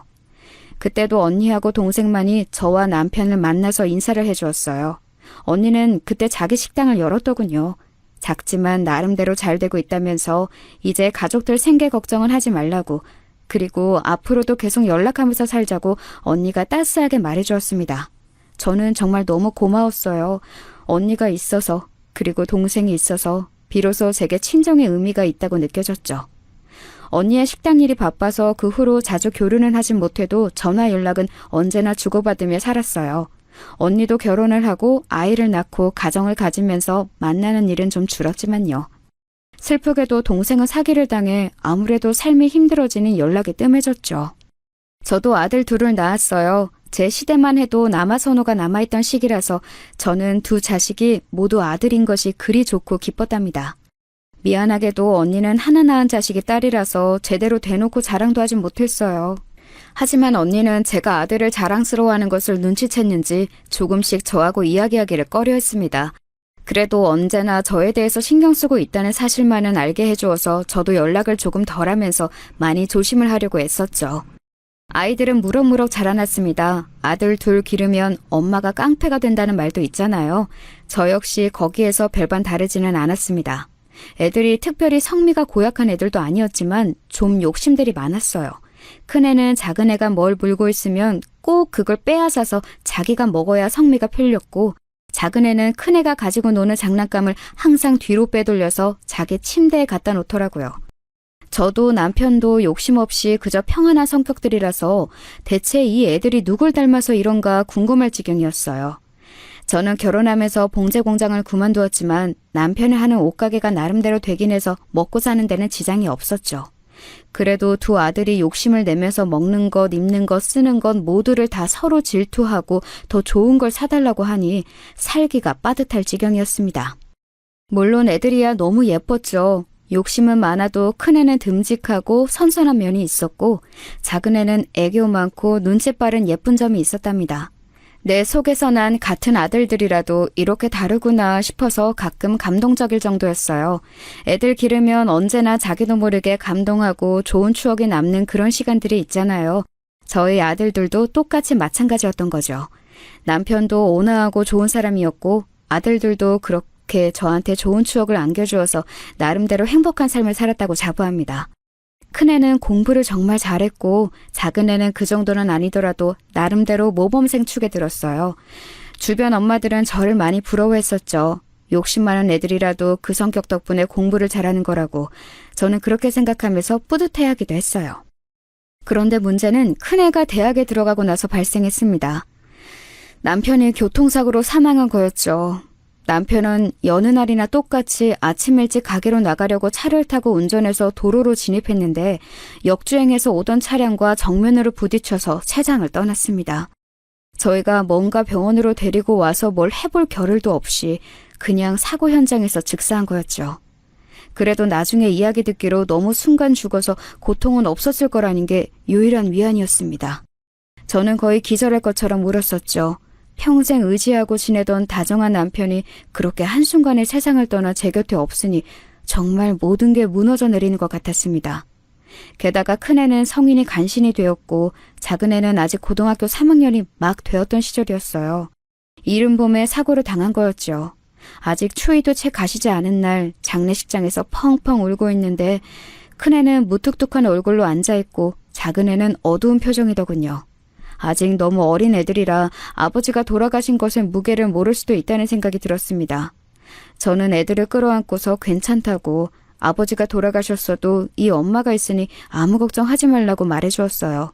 그런데 그때 작은애가 제 손을 딱 내치더니 불통하게 말하더군요. 아, 엄마, 나 고3이야 이제. 공부해야 하는데 나 진짜 여기서 밤새? 저는 순간 뭐라고 말해야 할지 말문이 막혔습니다. 아니, 아버지가 교통사고로 비명에 갔는데 아들이 장례식장에 있어야 하냐고 묻다니요. 저는 순간 제가 정말 그동안 가정교육을 잘못시킨 건가, 대체 인간이 되긴 한 건가, 작은 아들의 된됨이 자체에 의문이 들었습니다. 그때 큰애가 작은애를 퍽 치면서 짜증스럽게 말하더군요. 누군 좋아서 있어? 나도 알바해야 하는데 빼고서 있잖아. 입 다물고 있어. 아, 왜 때려? 남들 들으면 멍청이 취급하니까 입 다물라고. 큰애는 작은애를 나무라면서 가만히 있으라고 했어요. 큰애와 작은애 나이 차이가 2살밖에 안 나지만 그래도 형 대접은 확실히 했기 때문에 작은애는 억울한 표정으로 입을 다물더군요. 하지만 저는 큰애의 말도 좀 충격적이었어요. 아니, 아버지가 돌아가셨는데 슬퍼하지는 못할 망정 좋아서 있는 게 아니라고 하다뇨. 그리고 멍청이 취급당하기 싫으면 가만히 있으라는 건 이유로 되면 안 되는 거잖아요. 아버지 장례식인데 말이에요. 하지만 저는 기가 막힌데도 그걸 표현할 수가 없었습니다. 그날 당장이라도 쓰러질 것 같아서 더 이상 부정적인 감정을 느끼면 정말 제 인생이 끝나버릴 것 같았어요. 그래도 남편이 남긴 재산과 내 아이들을 끝까지 잘 지켜내야 한다는 생각으로 이를 악물고 버텼습니다. 애들은 아직 어려서 아버지가 돌아가신 무게를 모르는 거다. 조금만 더 시간이 지나 철이 들면 알게 될 거다. 그렇게 생각하는 수밖에 없었죠. 남편의 장례식을 치르고 나서 저희 가게는 급속히 기울었습니다. 남편이 그간 가게를 잘 운영해 왔다고는 하지만 아주 큰 돈을 번 것은 아니었기 때문에 모아놓은 돈은 그리 많지 않았어요. 집 한 채와 아이들 등록금용으로 모아놓은 돈뿐이었죠. 그래도 다행히 남편이 애 둘 모두 대학 4년 등록금을 전부 모아놓은 것이 1,500만 원 정도 있었어요. 생활비는 적금해 놓은 것으로 뜯어서 쓰더라도 애들 등록금만은 절대 건드리지 않겠다고 생각했었죠. 그런데 항상 인생이란 제가 계획한 대로만 흘러가지를 않습니다. 그래도 대출금 하나 없는 서울의 집 한 채와 적당한 적금, 애들 등록금 정도로도 아이들이 졸업해서 취업할 때까지는 버틸 수 있을 거라고 여겼어요. 하지만 점점 더 돈은 바닥나기 시작했고 설상가상 제가 고혈압과 당뇨 같은 지병이 생기면서 병원비가 들어갔습니다. 최대한 버텨봤지만 병원을 가지 않고서는 몸이 안 좋아져서 견딜 수가 없었어요. 결국은 애들 등록금까지도 손을 떼서 써야 할 지경에 이르렀죠. 생활비로 따로 목돈 마련해 놓은 것은 솔직히 그걸 허물어서 쓰면 나중에 정말 생계가 위험할 수도 있어 쓸 수가 없었어요. 애들을 불러다 놓고 저는 솔직하게 상황을 전했습니다. 지금 우리 집 사정이 이렇다. 미안하게도 엄마가 몸이 아파서 너희들 등록금으로 아버지가 남겨놓은 돈을 써야 할 것 같다. 그러니 어떻게 해야 할지 생각해보자꾸나 하면서 말이에요. 그런데 그 말을 하자마자 작은 애가 그러는 겁니다. 안 돼요. 그 돈 아버지가 우리한테 준 건데 왜 엄마가 써요? 미안하다. 하지만 엄마가 지금 병원을 안 가면 몸이 더 안 좋아져서. 아, 안 된다고요. 내 건데 왜 엄마가 써? 작은 애는 막무가내로 안 된다고 했어요. 그때 작은 애는 대학 2학년이었는데 큰 애는 대학 4학년이었죠. 그나마 큰 애가 한 학기 남은 상황이라서 다행이었어요. 큰 애는 작은 애를 흘낏 보더니 비웃으면서 그러더군요. 아쉽긴 하지만 엄마 쓰세요. 그리고 나중에 집 팔고 나서 저한테 그 돈 주시면 되는 거예요. 뭐? 그런 게 어딨어? 난 4년 내내 장학금 받아서 다녔어. 님 뭐 했냐? 학점 망해서 등록금 다 내고 다녀놓고? 큰애의 일침에 작은애는 제대로 뭐라고 항변도 못하더군요. 하지만 저는 그리 개운한 입맛은 아니었습니다.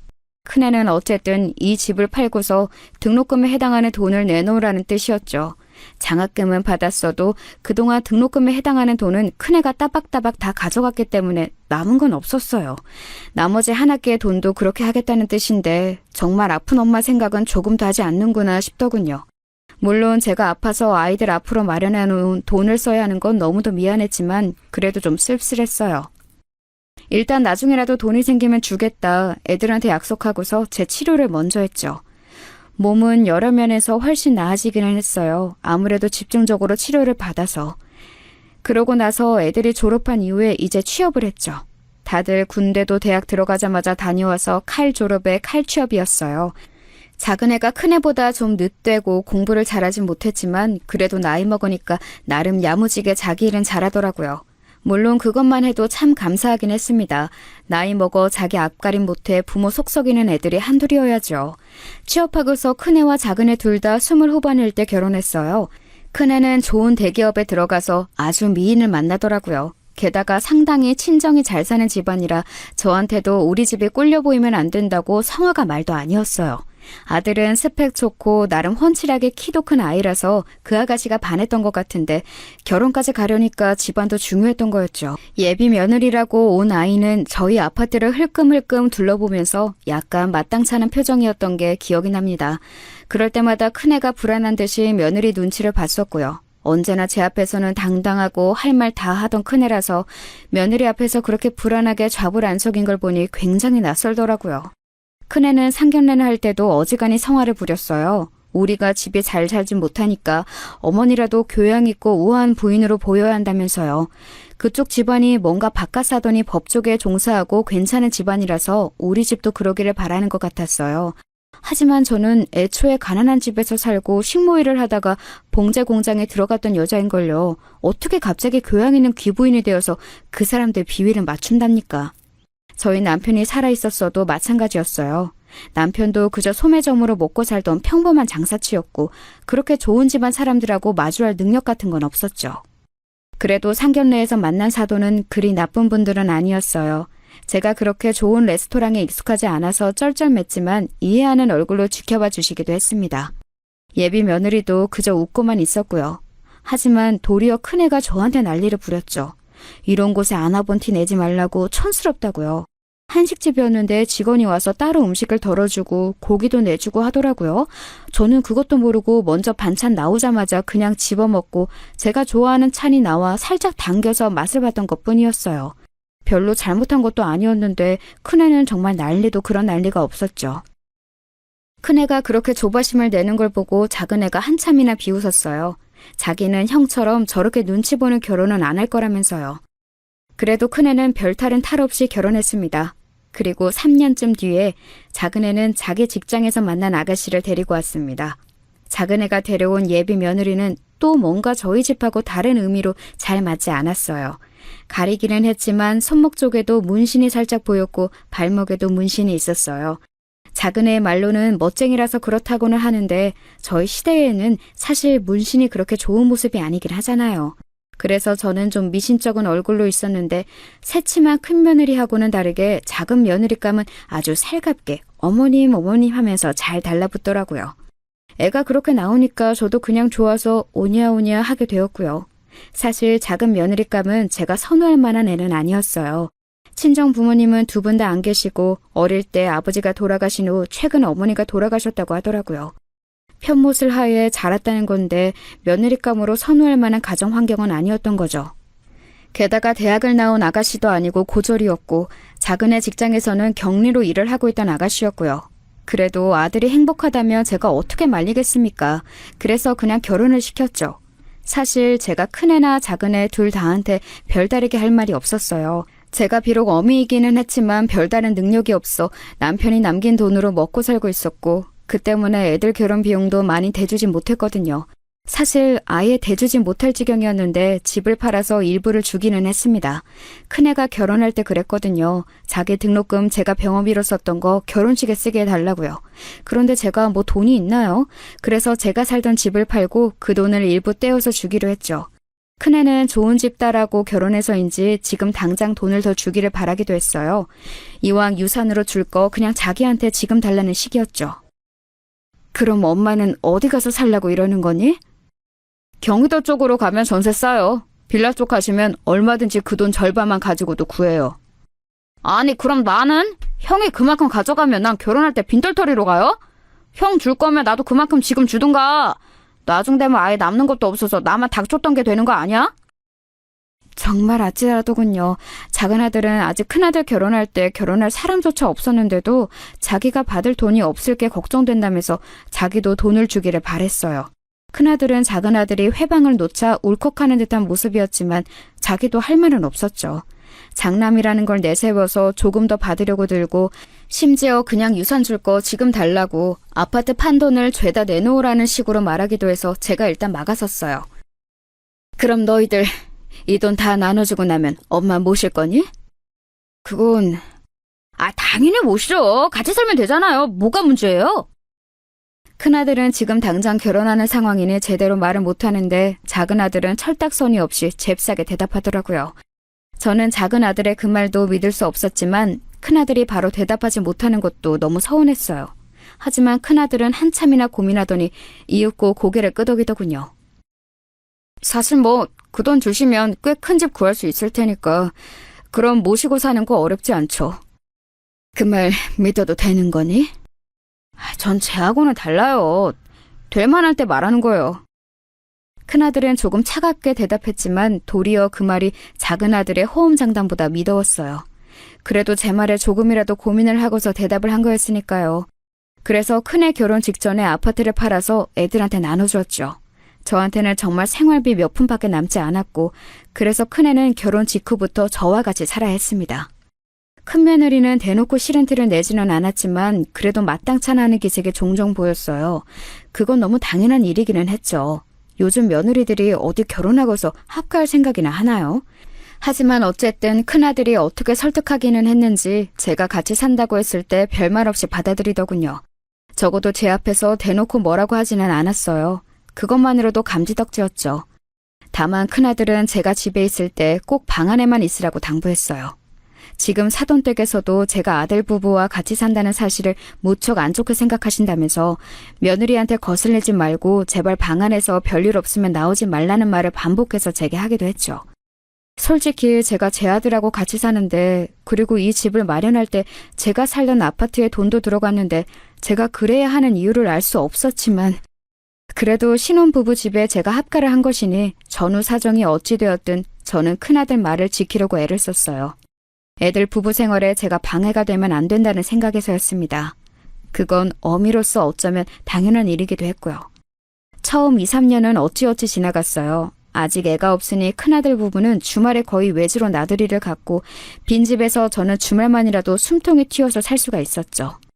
사실 남편이 남긴 유산도 이제 거의 없는 상황에 그렇게 살 수 있는 것도 다행이라는 생각이 들었습니다. 어쨌든 남의 집이 아닌 아들네 집에서 생활하는 것이었으니까요. 그런데 작은 아들이 결혼하면서 집을 얻고 나서 상황은 돌변했습니다.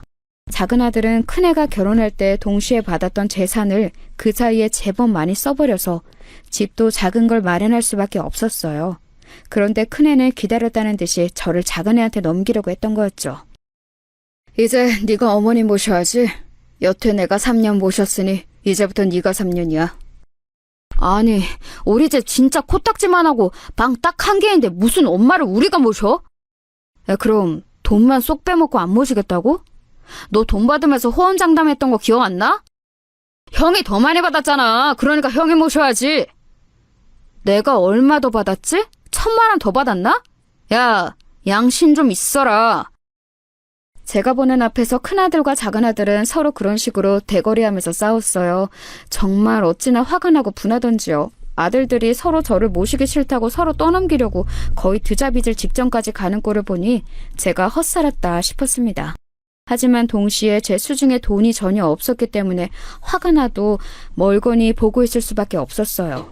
제가 애들 혼내고 나면 갈 곳이 아무 데도 없어서 그냥 길바닥에 나앉을 수밖에 없었거든요. 다 늙은 나이에 지금 어디 가서 일할 곳을 찾을 수도 없는 노릇이었고 그저 애들 싸우는 걸 처분만 바라는 심정으로 바라보고 있었죠. 결국 작은 아들이 저를 데려가게 되었어요. 방 하나 있는 집에 가서 대체 나를 어떻게 모시겠다고 하는 것인지 의문이 들 수밖에 없었습니다. 작은 며느리는 결혼 전 그렇게나 사근사근 하던 얼굴을 싹 지운 채 우거지상을 한 채로 저를 맞이했어요. 도무지 어른을 대하는 얼굴이라고는 볼 수 없을 정도로 대놓고 짜증을 내고 있는 표정이었죠. 결국 불편한 동거가 시작되었습니다. 작은 아들네는 거실에서 자고 제가 방에서 자는 상황이었어요. 방도 크지 않은데 거기에 작은 아들 부부의 온갖 짐이 다 들어와 있었고 바닥에는 저 혼자만 잘 수 있는 딱 그 정도 크기의 공간만 있었고요. 이불을 펴면 제가 제대로 움직이지도 못하고 차렷 자세로 잘 공간이었어요. 그리고 제가 자려고 불 끄고 누우면 작은 며느리가 멋대로 불을 켜고 들어와서 물건을 찾아 나가고는 했죠. 처음에는 어머님 죄송하다는 인사라도 있었는데 조금 지나니까 아예 그 말도 없이 뚱한 표정으로 들어와서 멋대로 불을 켜고 뒤적거리고 온갖 시끄러운 소리를 내더라고요. 얼마나 힘들었는지 말도 못합니다. 그렇게 작은 아들 내서 몇 년을 거의 몸이 굳어질 지경으로 지냈어요. 낮에는 거의 쫓겨나듯이 밖으로 나와서 동사무소 의자나 은행 의자에 앉아서 눈치를 보면서 시간을 죽이기도 했습니다. 작은 며느리가 집에 있으면서 제가 있는 기척이라도 들리면 대놓고 물건을 던지면서 짜증을 부렸거든요. 그 꼴을 보기 싫어서라도 제가 나와야 했던 거였죠. 그래도 큰 며느리는 교양이 있어서인지 잘 배운 애여서인지 제가 들리는 한도 내에서는 대놓고 짜증을 내지 않았는데 작은 며느리는 정말 아무것도 생각하지 않고 자기 내키는 대로 화풀이를 하더라고요. 그렇게 작은 아들네와 사는 게 얼렁뚱땅 10년이 지났어요. 처음에는 작은 아들네가 3년 만에 저를 내보내려고 했지만 거의 그 시기가 지날 즈음 작은 며느리가 아이를 낳고 나니 그 애를 봐줄 사람이 필요했던 게지요. 저는 손주를 봐주면서 그래도 작은 아들네 집에서 버틸 수가 있었습니다. 하지만 애가 나이를 먹고 초등학교에 들어갈 나이가 되자 이제 작은 며느리는 노골적으로 제가 귀찮다는 듯한 기색이었어요. 그러자 작은 아들이 기다렸다는 듯이 일어나서 저를 끌고 큰아들네로 갔죠.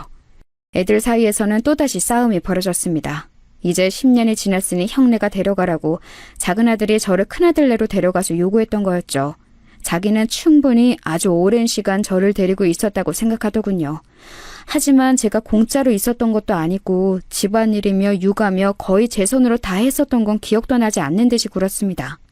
작은 아들은 막무가내로 제 짐을 전부 싸서 들고서는 큰아들네 아파트 문 앞에 내려놓고 저를 거기 데려다 놓고서는 큰아들을 불러내서 모시라고 요구했어요. 큰아들은 지금 당장은 곤란하다고 짐 정리도 해야 하고 여러 가지 준비해야 한다고 말했지만 작은 아들은 귓등으로도 듣지 않았습니다.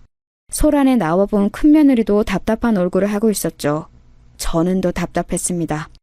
큰아들네도 난임으로 작은아들네보다 좀 늦기는 했지만 그 사이에 아이가 태어나서 육아 중이었고 저하고 같이 살기엔 정말 마땅하지 않은 상태였기 때문이었어요.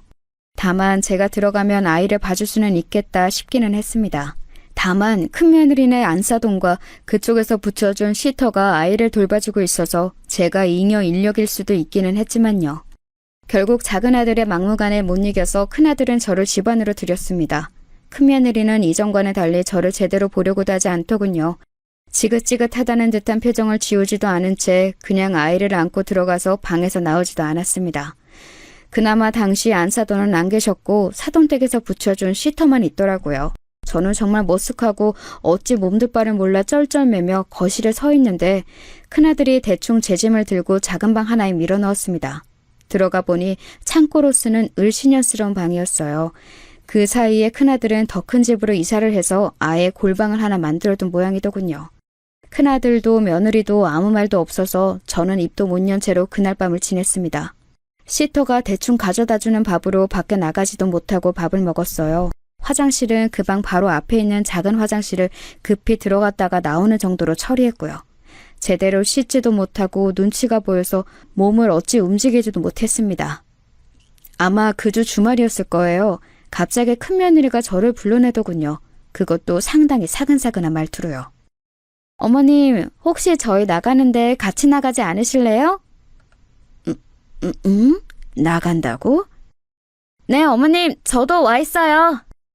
저는 무척 놀랐어요. 작은 며느리하고 큰 며느리는 직접 싸우지는 않아도 아주 대면대면한 사이였죠. 하지만 갑자기 둘이서 같이 서서 밖에서 저를 부르니까 게다가 같이 외출하자고 하니까 너무 이상한 거였어요.